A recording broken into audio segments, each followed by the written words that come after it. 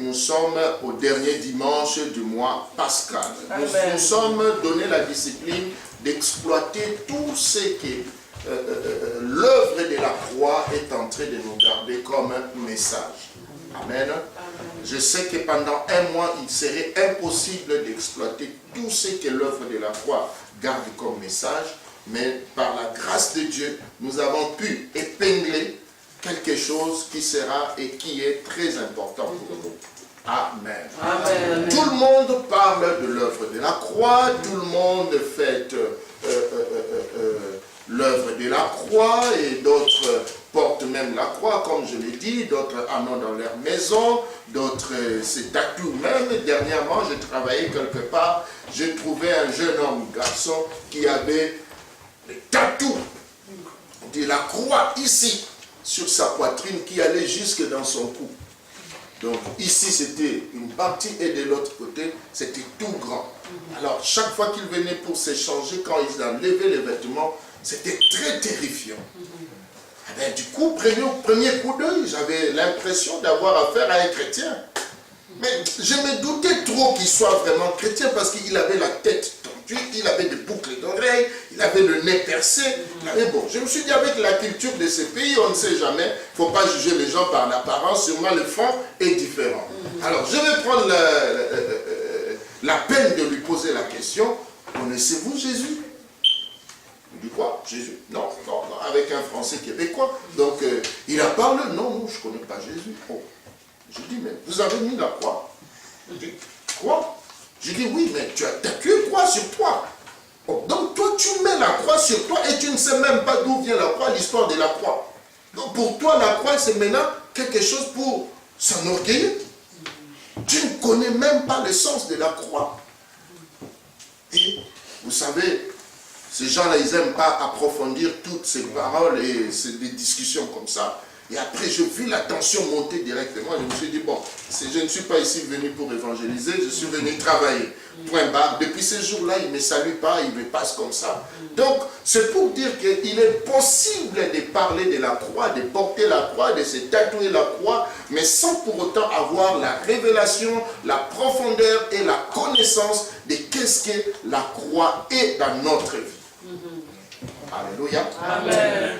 Alors, comment est-ce que la croix est arrivée à être ce qu'on appelle une victoire, alors que la croix, au départ, était un signe de la malédiction?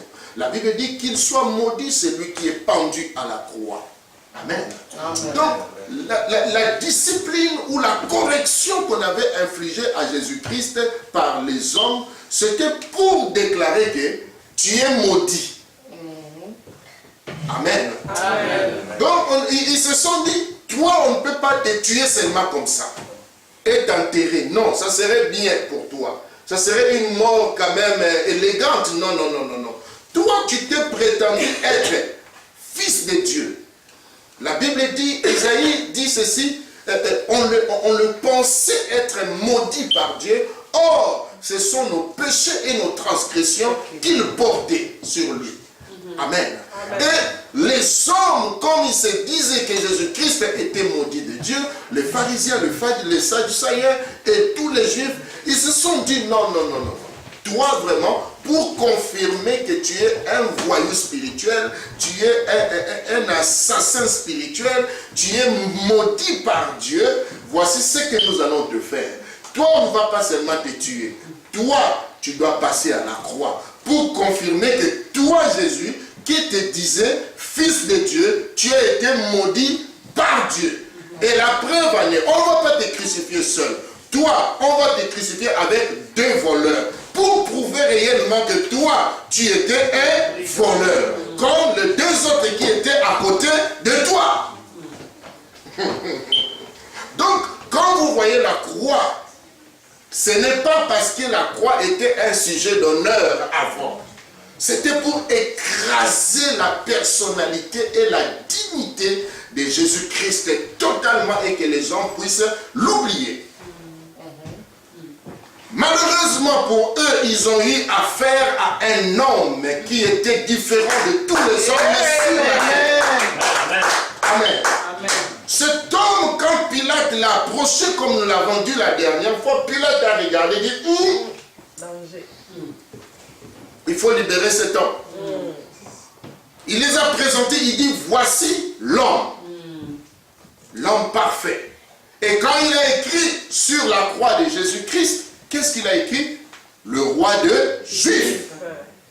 Donc, plus il voulait l'écraser, plus ses valeurs spirituelles étaient tellement fortes qu'il a fini par transformer la réputation de la croix.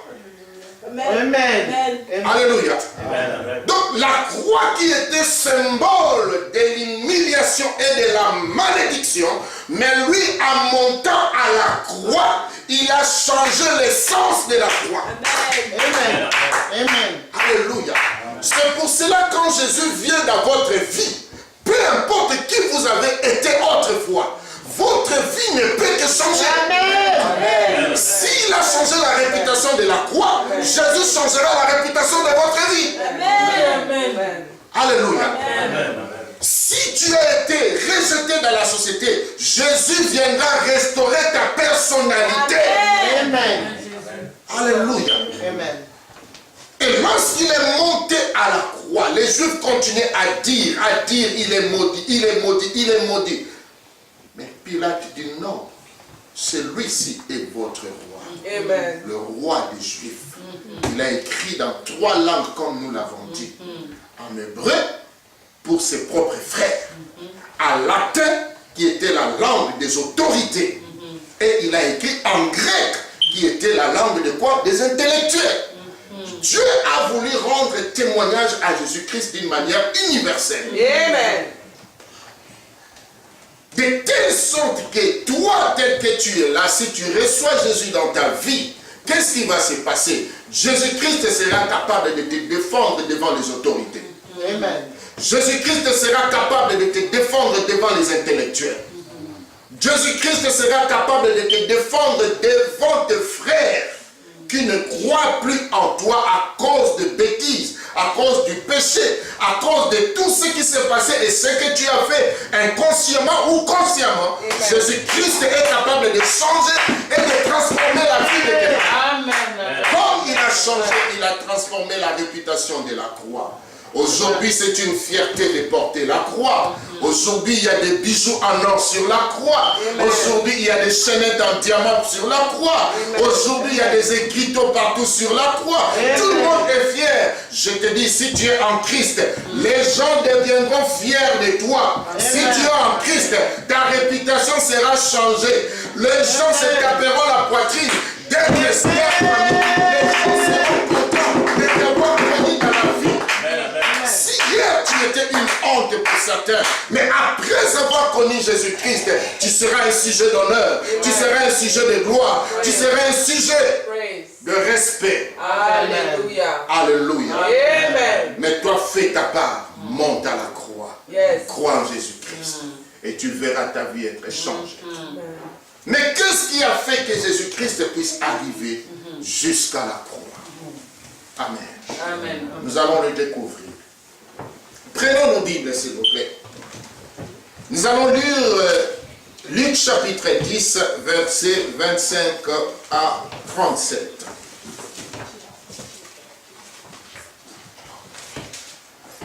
Nous avons commencé notre culte avec pas un léger retard, mais avec un beaucoup de retard. Amen. Amen. Amen. Nous avons commencé notre culte pas avec un léger retard, mais avec beaucoup de retard. Donc, vous allez nous permettre de rattraper notre retard. Amen. Amen. Alléluia. Amen. Qui sont d'accord avec moi? Amen. Amen. La présence de Dieu vaut mieux que autre chose. David a dit, je suis content quand on me dit d'aller dans la maison de l'Éternel. Donc, nous retrouvons le livre de Luc chapitre 10, à partir du verset 25 à 37. Je vais lire la parole du Seigneur. Luc chapitre 10, 25 à 37. Un docteur de la loi se leva et dit à Jésus pour le prouver, « Maître, que dois-je faire pour hériter la vie éternelle? Jésus lui dit, qu'est-il écrit dans la loi? Qu'est-il dit? Il répondit, tu aimeras le Seigneur ton Dieu de tout ton cœur, de toute ton âme, de toute ta force et de toute ta pensée, et ton prochain comme toi-même. Tu as bien répondu, lui dit Jésus, mais fais cela et tu vivras.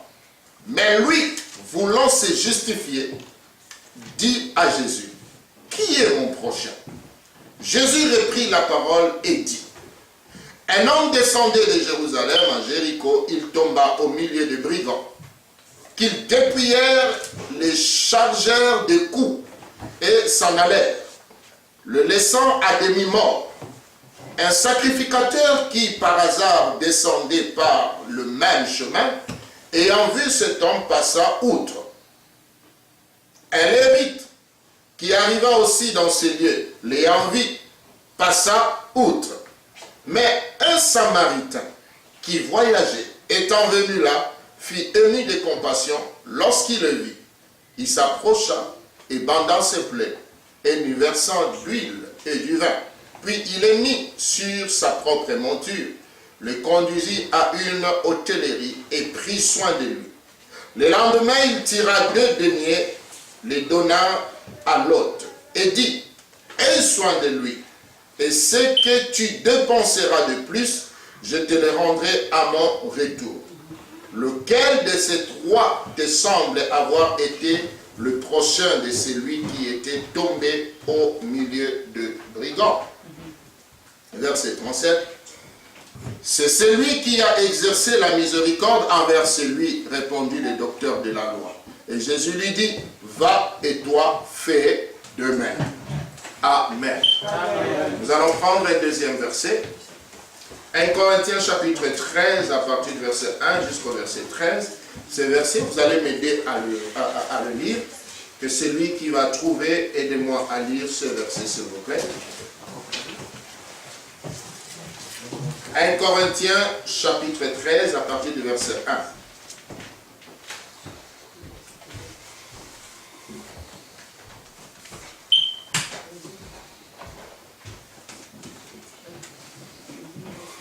Hein? Oui, oui. Lisez. 1 Corinthiens chapitre 13 du verset 1 à quel verset? En verset 13. Verset 13, nous lisons. Quand je parlerai les langues des hommes et des anges, si je n'ai pas la charité, je suis un airain qui résonne ou une cymbale qui retentit. 2. Et quand j'aurai les dons de prophétie, la science de tous les mystères et toute la reconnaissance et toute la connaissance, quand j'aurai même toute la foi jusqu'à transporter des montagnes, si je n'ai pas de charité, je ne suis rien. 3. Et quand je distribuerai tous mes biens pour la nourriture des pauvres, quand je livrerai même mon corps pour être brûlé, si je n'ai pas la charité, cela ne sert de rien. Cela ne sert de rien. Car la charité est patiente, elle est pleine de bonté. La charité n'est point envieuse. La charité ne se vante point. Elle ne s'enfuit point d'orgueil. 5. Elle ne fait rien de malhonnête. Elle ne cherche point son intérêt. Elle ne s'irrite point. Elle ne soupçonne point le mal. Elle ne se réjouit point de l'injustice, mais elle se réjouit de la vérité. Elle excuse tout. Elle croit tout. Elle espère tout. Elle supporte tout. Oui, la charité ne périt jamais. Les prophéties prendront fin. Les langues cesseront. La connaissance disparaîtra. car nous connaissons en partie et nous prophétisons en partie. Mais quand ce qui est parfait sera venu, ce qui est partiel disparaîtra. Lorsque j'étais enfant, je parlais comme un enfant. J'ai pensé comme un enfant. J'ai raisonné comme un enfant. Lorsque je suis devenu homme, j'ai fait disparaître ce qui était de l'enfant. Aujourd'hui, nous voyons au moyen d'un miroir, d'une manière obscure, mais alors nous verrons face à face. Aujourd'hui, je connais en partie, mais alors je connaîtrai comme j'ai été connu. 13. Maintenant donc, ces trois choses demeurent: la foi, l'espérance, la charité. Mais la plus grande de ces choses, c'est la charité. Répétez s'il vous plaît, papa, le 13 là. Maintenant donc, écoutez bien. Maintenant donc, ces trois choses demeurent: la foi, l'espérance, la charité. Mais la plus grande de ces choses, c'est la charité. C'est la charité. Est-ce qu'on peut acclamer la révélation?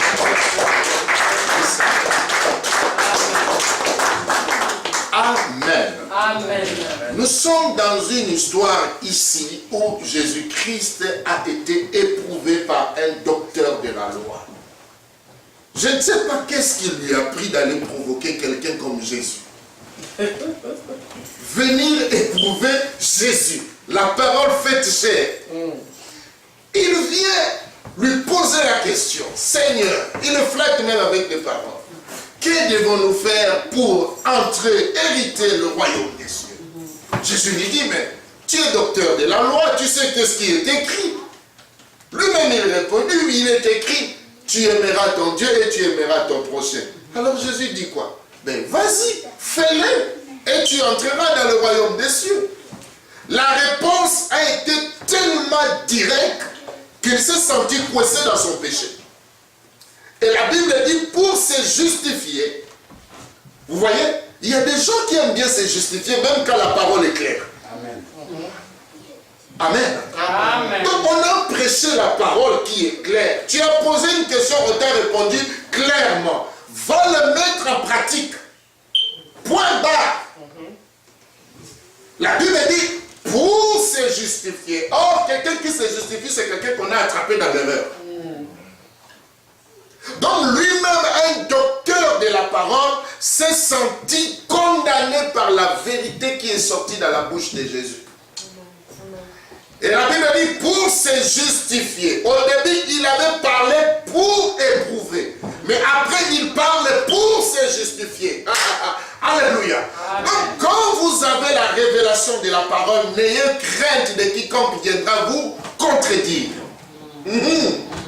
Alléluia. Amen. Un homme spirituel n'entre pas dans les débats avec le côté physique ou utiliser les armes démoniaques et sataniques. Un homme spirituel utilisera la parole. Amen. Quand vous voyez quelqu'un après un débat, il quitte la parole, il commence avec les coups de poing, comprenez directement que cet homme a un niveau très très bas spirituellement. Amen. Amen.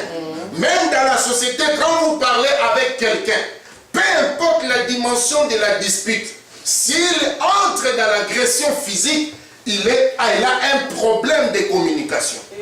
C'est-à-dire qu'il est à court d'arguments. Il ne sait plus avancer. Il ne peut que s'exprimer maintenant avec des coups de poing et des coups de pied et je ne sais pas, un instrument pour détruire l'autre. Pourquoi? Parce que ses paroles ne portent pas. Ses paroles sont faibles. Amen. Amen. Mais lui, il vient attaquer Jésus. Qu'est-ce que Jésus fait? Jésus aussi prend la parole. La même parole que lui il a utilisée, Jésus le décortique et lui dit, mets en pratique ce que tu connais là. Tu as un seul problème, tu ne le mets pas en pratique. Et tu vas entrer. Amen. Et le monsieur, pour parler maintenant la deuxième fois, il n'a plus d'attaque. En temps normal, il devait continuer à attaquer. En temps normal, il devait continuer à attaquer et dire encore à Jésus autre chose. Mais il est coincé maintenant, la Bible dit, en cherchant à se justifier. il se permet encore de parler. Pour dire, mais Jésus, tu as bien dit des choses, mais moi j'aimerais bien le mettre en pratique, mais il faut me dire, qui est mon prochain? Alléluia. Amen. Et Jésus va livrer un parabole des bons samaritains. Et tout le monde connaît aussi aujourd'hui le bon samaritain. Quand quelqu'un fait du bien, on l'appelle directement bon samaritain. C'est drôle que le monde ne retienne que ça sur tout un sujet de profondeur que Jésus a parlé. Amen. Ils ne veulent pas se convertir, ils retiennent seulement, ils restent sur le superflu. Dès que quelqu'un donne comme ça, bon samaritain. En fait, même quand on dit que tu es un bon samaritain, on veut te critiquer. Amen. Amen. Amen. C'est-à-dire, on veut te décourager à ne pas continuer à faire du bien que tu es en train de faire. Il faut que tu arrêtes. Tu es qui? Le bon samaritain. Le monde est méchant, le monde est pollué. Je disais à quelqu'un, je crois hier, à chaque fois que tu veux te lever à un niveau spirituel et ressembler à Jésus, tu verras les gens te rabaisser en bas. Oui. Amen. Comment tu es très bon comme ça? Comment tu peux être bon? Hein? Comment tu peux être bon comme ça? Non.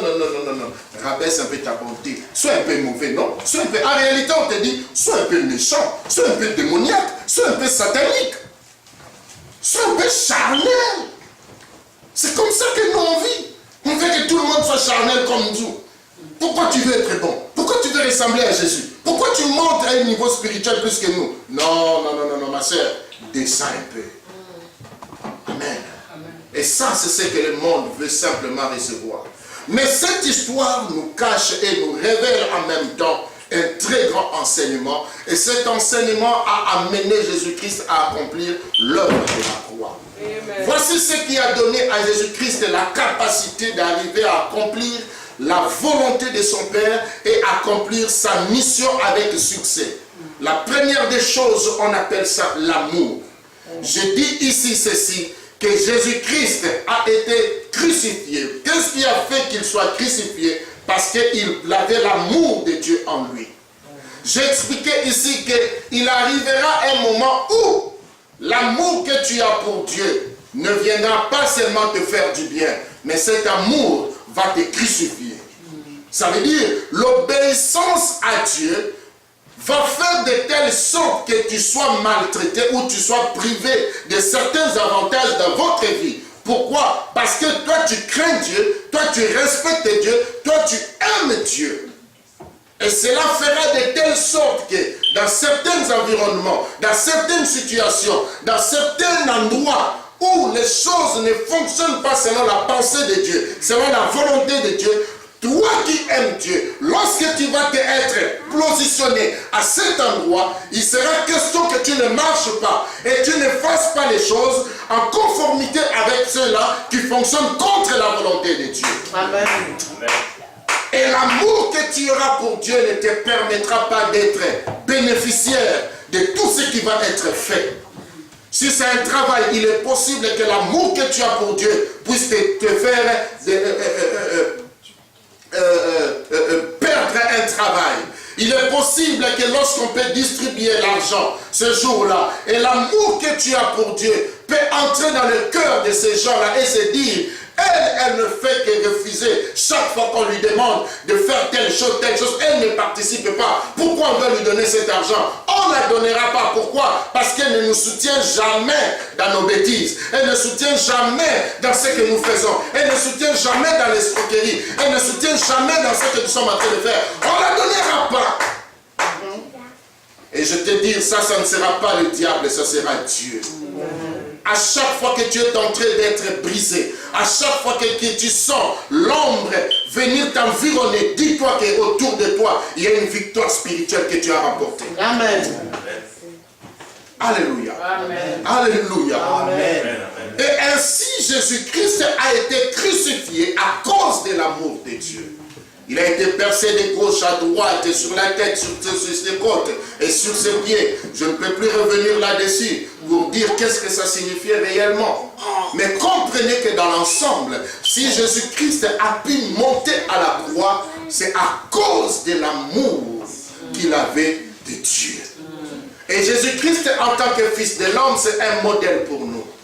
pour nous montrer comment est-ce que nous pouvons vivre avec Dieu et comment est-ce que nous pouvons marcher avec Dieu, comment est-ce que nous pouvons faire des choses avec Dieu et atteindre le succès et atteindre la réussite, non seulement pour la gloire des hommes, mais aussi pour l'honneur de notre Dieu qui nous a créés et qui nous permet de vivre ici sur cette terre. Amen. Alléluia. Amen. Et voici ce qui s'est passé. Jésus, ayant l'amour de Dieu, n'a pas rejeté l'œuvre de la croix, mais il a voulu la volonté de Dieu. Comme il aimait Dieu, il est monté à la croix. Et qu'est-ce qu'il a fait monter à la croix? C'est l'amour. L'amour qu'il avait pour Dieu.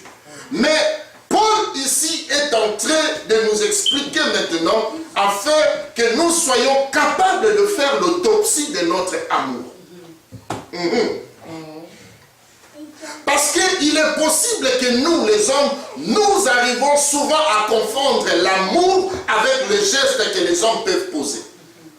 Paul a dit dans 1 Corinthiens ici, verset 13 à partir du verset 1, il dit ceci: même si je parle des langues nouvelles, des langues spirituelles, mais si je n'ai pas d'amour, cela ne sert à rien. Amen. Donc cela veut dire quoi? Il est possible que dans votre église, il est possible que dans votre communauté, il est possible de voir quelqu'un en train de parler en langue, du matin jusqu'à soir, je suis en train de te transpirer. Il prie fort. Tu ne peux même pas l'égaler dans la prière. Mais Paul dit que si je n'ai pas d'amour, cela ne sert à rien. Ça veut dire que quelqu'un peut parler en langue sans pour autant avoir l'amour de Dieu dans son cœur. Et il a dit quoi? Même si je donnais des prophéties, même si je parlais en langue, même si je prenais tous mes biens, je donne aux pauvres, mais si je n'ai pas d'amour, cela ne me sert absolument à rien. Ça veut dire qu'il est possible que quelqu'un puisse te donner des paroles de connaissance. Il te donne des prophéties, mais en réalité, dans son cœur, il n'a rien à voir avec Dieu. Amen. Amen. Amen. Ne confondez pas le don spirituel avec l'amour de Dieu. On appelle ça don. Don spirituel, ça veut dire don. On a donné. On a fait grâce à quelqu'un. C'est Dieu qui le donne. Des fois, quand on donne à quelqu'un, on ne le donne plus par rapport à lui, mais on donne par rapport aux hommes et aux femmes qui sont derrière lui. Amen. Alléluia. Amen. Parce qu'il est possible de voir que telle personne a des individus derrière lui. Mais ce n'est personne d'autre par qui passer pour le toucher.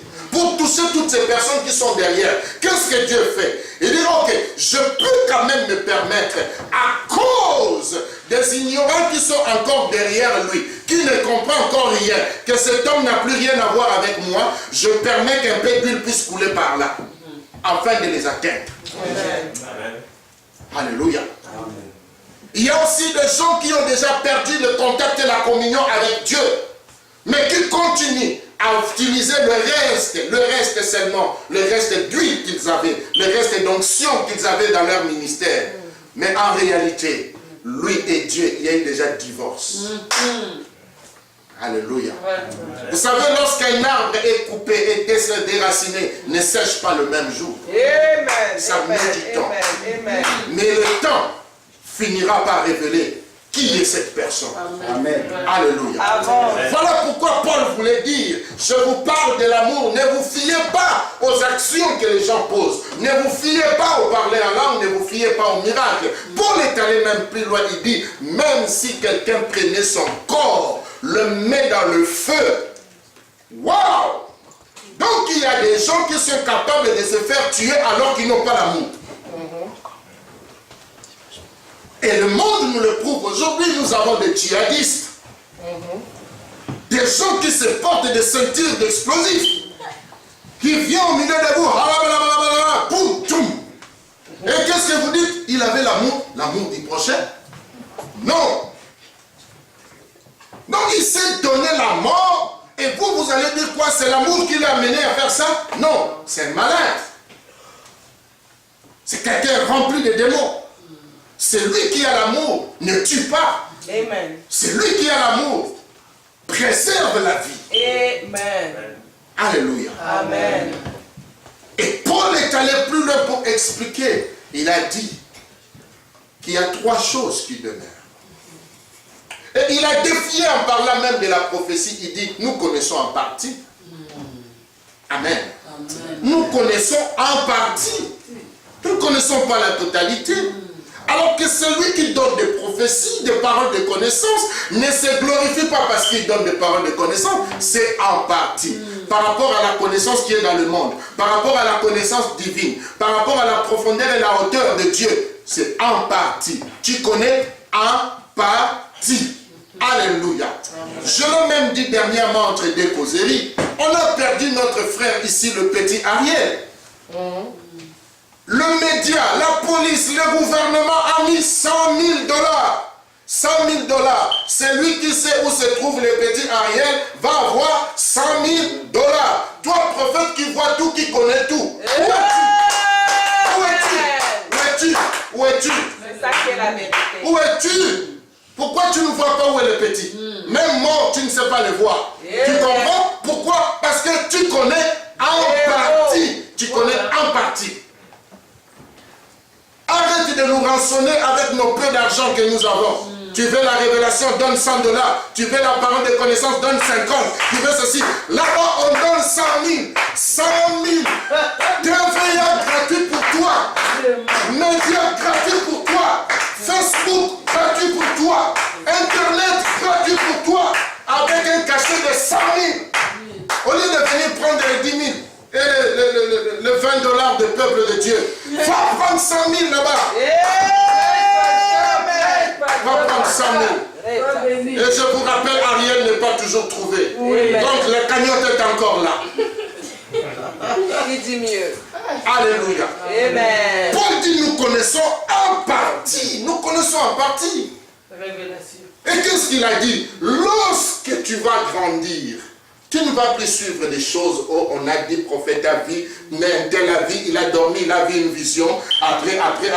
Non. Ça, c'est l'immaturité spirituelle. Amen. Les gens qui se conduisent encore dans des choses, là, Paul dit, ce sont des bébés spirituels. Il dit, quand j'étais jeune, je faisais ceci, je ne comprenais rien. Mais quand on grandit, on fait quoi? On va dans ce qui est vrai, ce qui est réel, ce qui persiste à jamais. Qu'est-ce qui persiste à jamais? Il a dit, il y a 3 choses qui demeurent.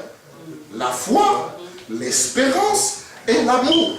Mais le plus grand de tout ça, c'est quoi? C'est l'amour. Alléluia. Amen. Il est facile de donner 10 000 $, mais il est difficile d'aimer quelqu'un. Oui. Si. Oui. Il est facile de donner 100 000 $, mais il est difficile d'aimer quelqu'un. Oui. Si. Alléluia. Amen. Ils seront prêts à tout faire, mais pas à vous aimer. Ils seront prêts à entrer en jeûne et prière pour vous, mais ils ne vous aimeront pas. Alléluia. Amen. Alléluia. Amen. Voici ce qui a amené Jésus-Christ jusqu'à la croix. C'est l'amour qu'il avait pour le Père. Mais au retour, Jésus-Christ n'a pas eu seulement l'amour. Il a eu ce qu'on appelle la passion. Alléluia. Amen. Parce que l'amour est comme la matière de base. Matière de base. Quand elle se fermente, quand elle devient forte, elle crée en nous une crème qu'on appelle la passion. Amen. Alléluia.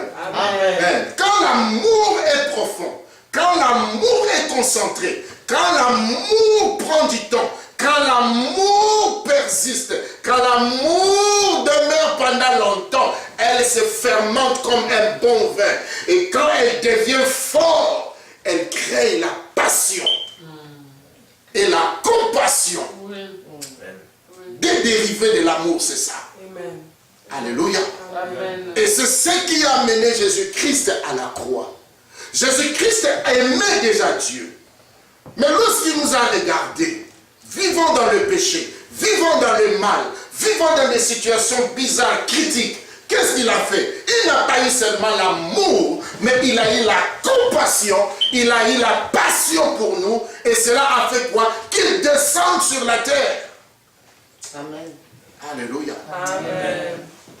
La Bible dit quoi? Dieu a tant aimé le monde qu'il a donné son Fils unique, afin que quiconque croit à lui ne périsse pas, mais qu'il ait la vie éternelle. Donc Dieu n'a pas seulement aimé, mais Dieu a tant aimé. Donc profondément, beaucoup, avec une dimension dimensionnelle, même si ça ne se dit pas.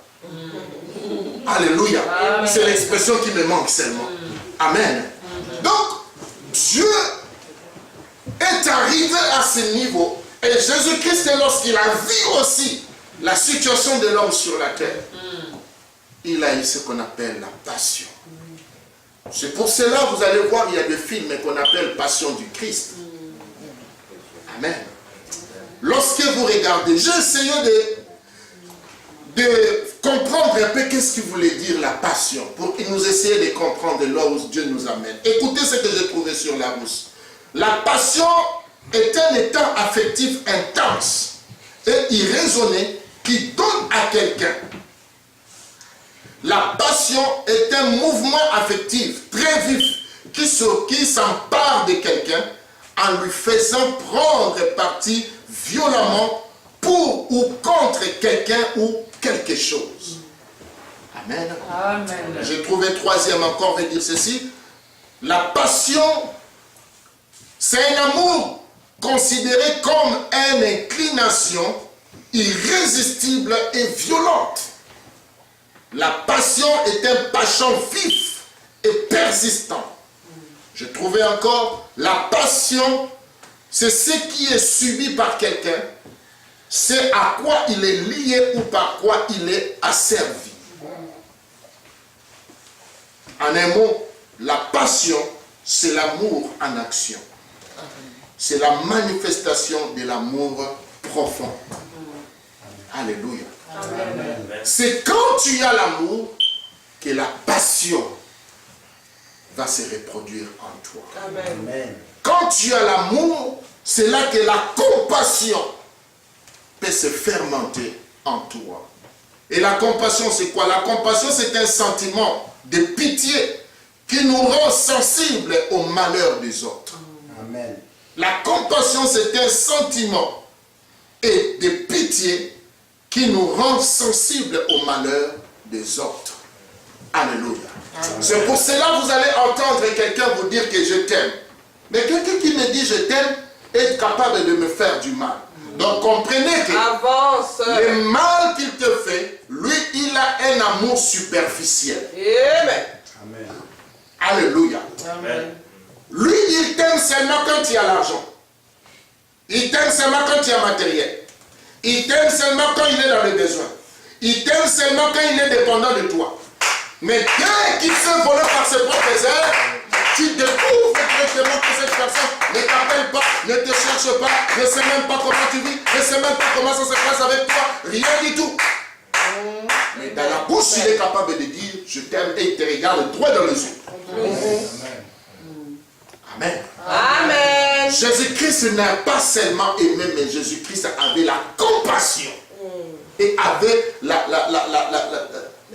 la passion aussi avec lui. Amen. Amen. Et Dieu veut que nous puissions avoir cet état de choses et cet état de cœur lorsqu'il est en train de nous montrer les paraboles de bon samaritain. Parce qu'arrivé à un moment pour entrer au ciel, Jésus-Christ montre qu'il faut être comme le bon samaritain. Amen. Donc, tu dois dépasser le langage d'aimer. Tu dois entrer dans la compassion et dans la passion avec Dieu et dans son prochain. Amen. Alléluia. Il n'est pas facile seulement d'aimer Dieu et de haïr son prochain. Même la Bible dit, comment peux-tu aimer Dieu que tu ne vois pas et haïr ton prochain que tu vois? Tu es suspect. Très. Donc, si tu dois aimer quelqu'un, ça veut dire, si tu aimes Dieu, tu dois déjà aimer le prochain. Amen. Parce que Dieu, tu ne le vois pas. Tu prétends l'aimer. Et ton prochain que tu vois, tu ne l'aimes pas. Mais tu es faux. La Bible dit, celui qui n'aime pas n'a pas connu Dieu. Amen. La Bible n'a pas dit que celui qui n'a pas l'onction ou celui qui ne fait pas de miracles n'a pas connu Dieu. Non, celui qui n'aime pas n'a pas connu Dieu. Donc, peu importe le miracle, peu importe les prophéties, peu importe tout ce qu'un homme peut faire, un ministre de Dieu peut faire, un frère peut faire, mais s'il n'a pas d'amour en lui, il ne connaît pas Dieu. Amen. Amen. Écoutez pour finir. Les hommes ont plusieurs passions dans leur vie. Les hommes ont plusieurs passions. Voici ce que j'ai énuméré. Il y a des gens qui ont la passion des femmes.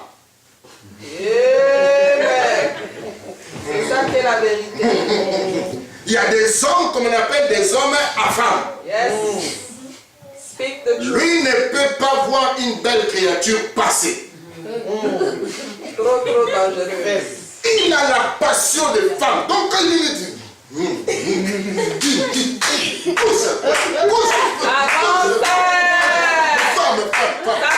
vous regardez dans son Facebook, amis seulement aux femmes, aux femmes, aux femmes, aux femmes, aux femmes, aux femmes. WhatsApp, amis seulement aux femmes, aux femmes, aux femmes, aux femmes, aux femmes. Il a développé la passion des femmes en lui. Alléluia. Amen. Jusqu'au point où lui-même il devient comme une femme. Bruce Jenner. Amen. Il y a des gens aussi qui ont développé la passion des hommes. Amen. Ah oui. Il n'y a pas que les femmes. Il y a aussi les femmes qui ont développé la passion des hommes. Qui n'aiment pas voir un homme passer. Qui n'aiment pas voir un homme rouler carrosse. Qui n'aiment pas voir un homme qui a un travail. Qui n'aiment pas voir un homme qui est beau. Qui n'aiment pas voir un jeune homme. Qui n'aiment pas voir un jeune musclé. Qui n'aiment pas voir... On connaît ces choses-là. On connaît. Si pas vous connaissez. Qui n'aime pas voir un homme bien habillé? Qui n'aime pas voir un homme qui parle un bon anglais? Qui n'aime pas voir un homme porter des lunettes? Qui n'aime pas voir un homme coiffé avec des lignes comme ça? Qui n'aime pas voir un homme faire des zéro fautes comme ça? Qui... Oh là là là là!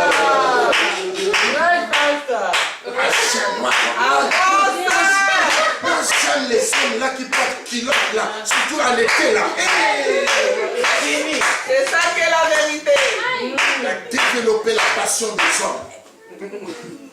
Grave.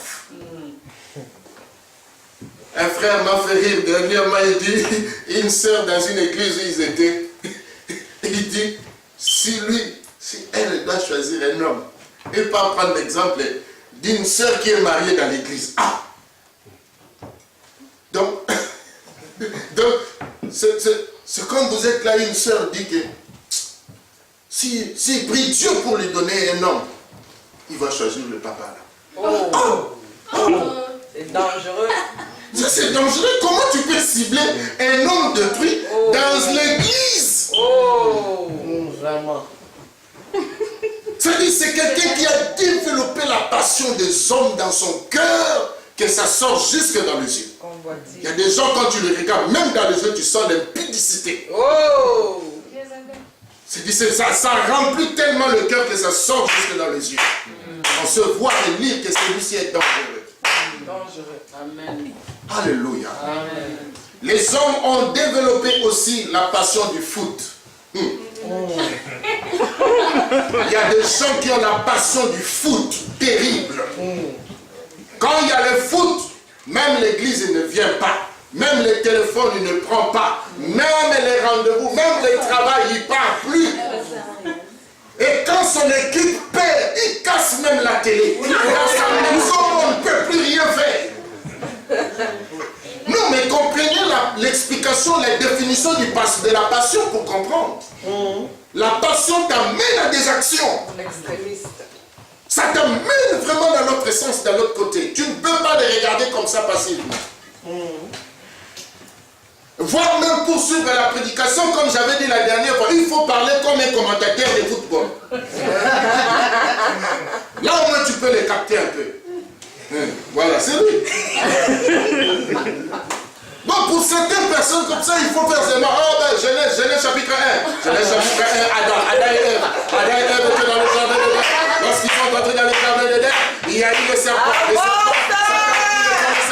Le serpent est entré, il s'est approché de Ève. Oh, où est Adam? Où est Adam? Adam n'est pas là, Adam n'est pas là, Adam n'est pas là. Attention, Adam, tu es où?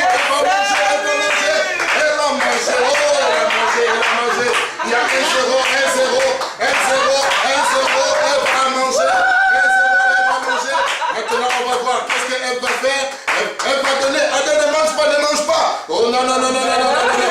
Adam a mangé. Oh, là, là, là, là. C'est la mi-temps, la mi-temps, la mi-temps.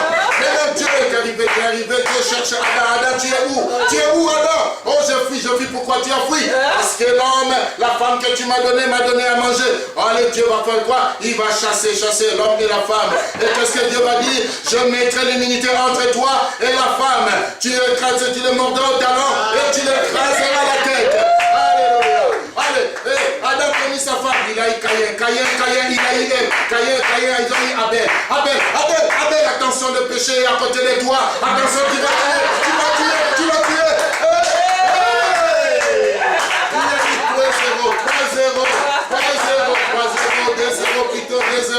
2-0. Caïn a tué son frère. Là, le message passe. Mais là, c'est passé pour les femmes. Le message passe. Ouais. Parce qu'on a raconté la passion.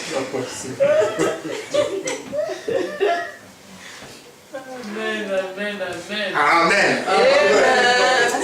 Il y a des hommes qui ont développé, certains ont développé la passion de la musique.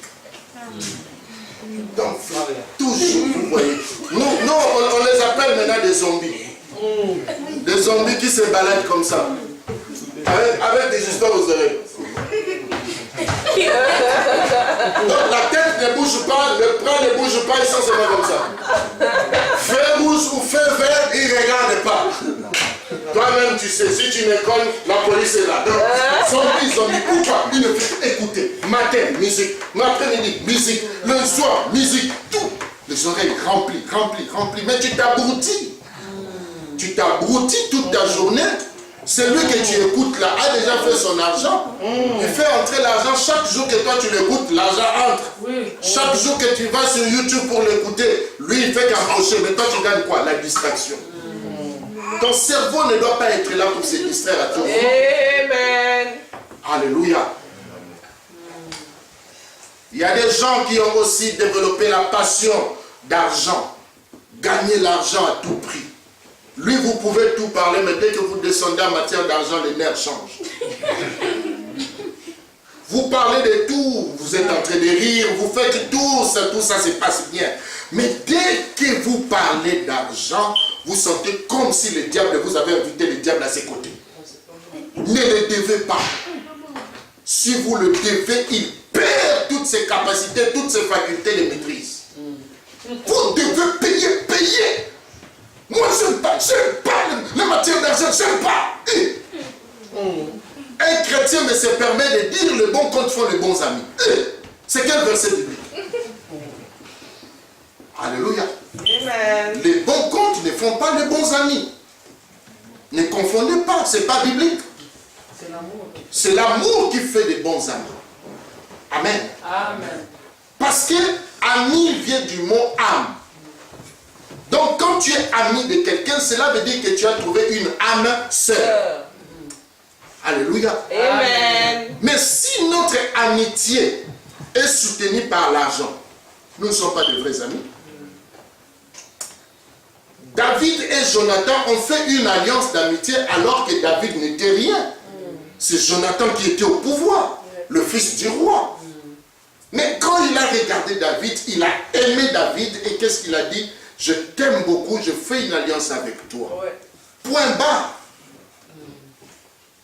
Alléluia. Amen. Ne développez pas cette passion. Il y a des gens qui ont développé la passion des bijoux. Oh, on est jusqu'à... On le voit même aujourd'hui, les gens sont devenus comme des instruments. Franchement, quincaillerie, franchement. Là, on cherche maintenant où même il faut mettre. Je ne sais pas si c'est la tête, ils vont percer maintenant. Les nez comme des crocodiles. Ils ont tout percé, tatouage, tout ça, les bagues, les trucs. Amen. Il y a d'autres personnes qui ont développé la passion des voyages. Il y a d'autres qui ont développé la passion des aventures. Il y a d'autres qui ont développé la passion de vêtements. Ça perd. Ça perd mon pied. La sapologie. La maison va tomber. La sapologie. La sapologie. Elle n'aime pas voir, il n'aime pas voir à la télé quelqu'un s'est habillé.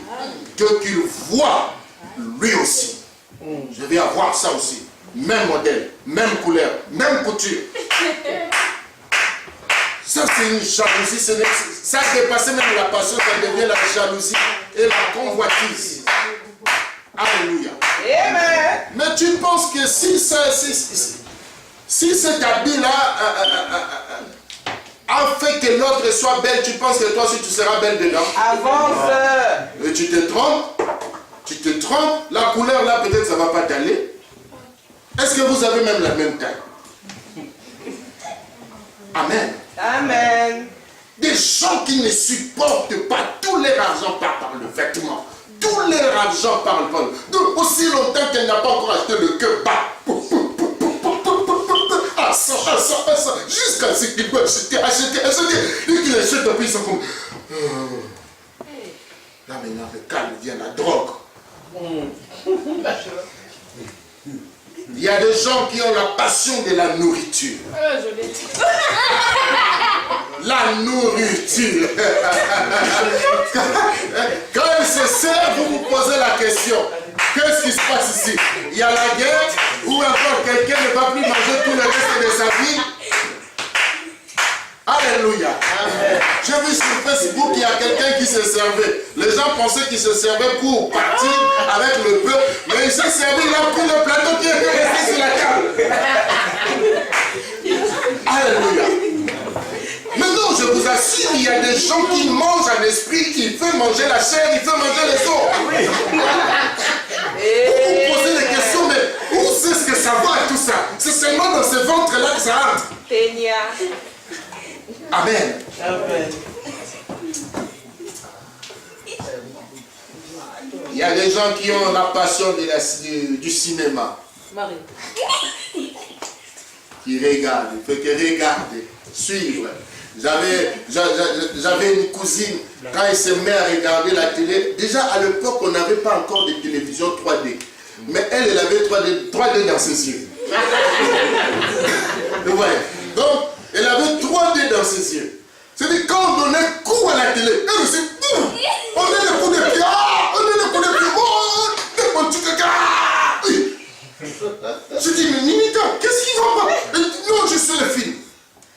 Elle est entrée dedans. Des séries, ça ne doit jamais passer sans elle.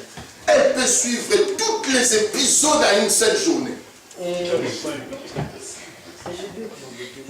Amen. Ils ont développé la passion des cinémas, de la nourriture. Il y a d'autres qui ont développé la passion des animaux. Il y a des gens, vous savez, à Kinshasa, il s'est passé un problème. Les gens, les Onusiens sont venus à Kinshasa, comme ils ont eu la passion des animaux, ils ont vu des lézards. À Kinshasa, on appelle ça moutou rouge. À Kinshasa, les enfants les lancent des pierres, donc c'est tout le temps. C'est pour ça que moi j'ai dit vraiment, bénissez Dieu de t'avoir créé humain. Parce que si Dieu t'avait créé Lazare et qu'il t'avait mis à Kinshasa, sûrement déjà un enfant t'aurait déjà tué avec une lance-pierre. Les lézards n'ont pas de paix. Ils courent à tout moment à Kinshasa. Donc dès que quelqu'un les voit, alors les Onusiens sont venus, ils voient les enfants en train de lancer des pierres. Et ils trouvent des lézards moutou rouges. La tête rouge. Donc ils ont la tête rouge, le corps bleu et la queue vert, orange et noir. Vert noir. Vert noir. C'est-à-dire un lézard quand même beau. Mais nous, c'est pas. Nous, comme on n'a pas développé d'abord, même le social, on ne peut pas développer la passion des animaux. Donc c'est difficile. Pour développer certaines passions, il faut d'abord dépasser certains niveaux social de la vie pour entrer dans ces choses-là. Bon, maintenant, nous, quand on le voit, on ne sait pas les aimer, on ne sait pas apprécier ça. Et les Onusiens sont venus. Le premier, quand il voit comme ça, il dit à un petit, non, si tu m'amènes un lézard, je vais te donner $20. Quoi? 1 lézard, 20 dollars. 2 lézards, 40 dollars. Donc 5 lézards veut dire 100 dollars. Ah! Le petit a mené 5 lézards. Le blanc lui a donné 100 dollars. Dès qu'on l'a vu avec 100 dollars, lui dit maintenant, oh, les blancs sont en train d'acheter les lézards. Mais je vous dis, tout Kinshasa, ces jours-là, les lézards ont eu des problèmes. Chasse aux lézards comme vous n'avez pas dit. Ils ont développé les lézards. Donc, chacun voulait attraper un lézard pour aller vendre aux Onisiens. Amen. Donc, même aujourd'hui, la population des lézards a diminué. Après un moment, les Onisiens ont dit non, arrêtez, ça suffit. On est dans des trous maintenant, on ne sait plus où les placer. Amen. Amen. On va essayer de s'arrêter là et le dimanche prochain, nous allons continuer notre message. Amen. Amen.